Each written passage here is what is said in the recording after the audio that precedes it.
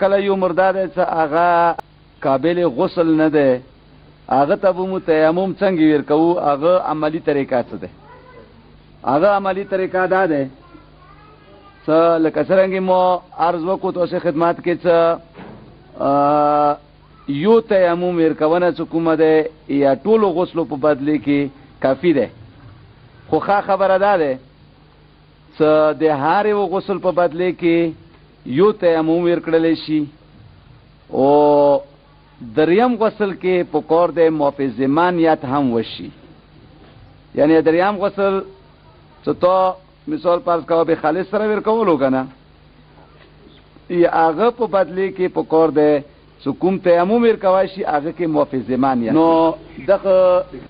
بچی ته مثال پاس کله کزوس تیمم ورکوم د غسل په بدلی کې نو نیت بیا والده څه کوم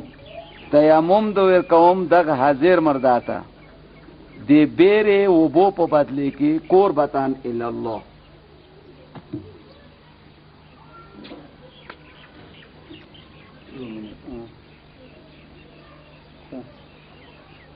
دا بالکل دا ته ذاته پوس کړي دا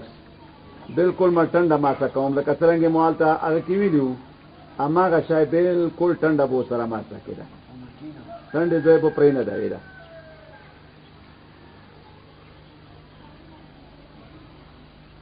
صحیح شو ووس ایما کینلو سره موت لکه څنګه خایلوس ما څه کولو کنه اندازه به کینلو سره دی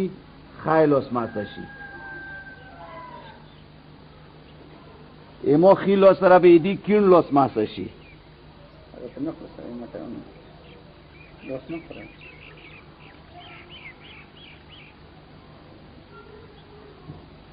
بیا به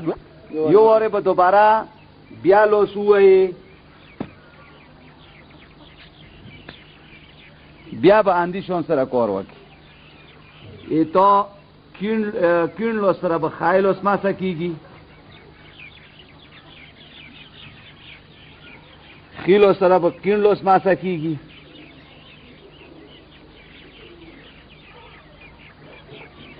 دا تیمم طریقه شوله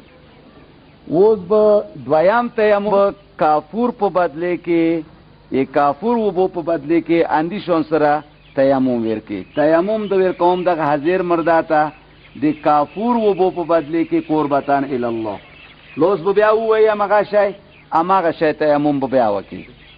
دریام څه کله بیا ته تیمم ورکوي نه دریام تیمم نیت به څه وکی تیمم د ورکوم د موفزمه د غسل په بدله کې قربتان الی الله خالص وبو په بدله کې البته موفزمه نیت ورکوي وکی څنګه بیا تیمم د ورکوم دغه حاضر مرداته موفزمه قربتان الی الله انداشه لسونه بو وای اول ټنډه ما سکا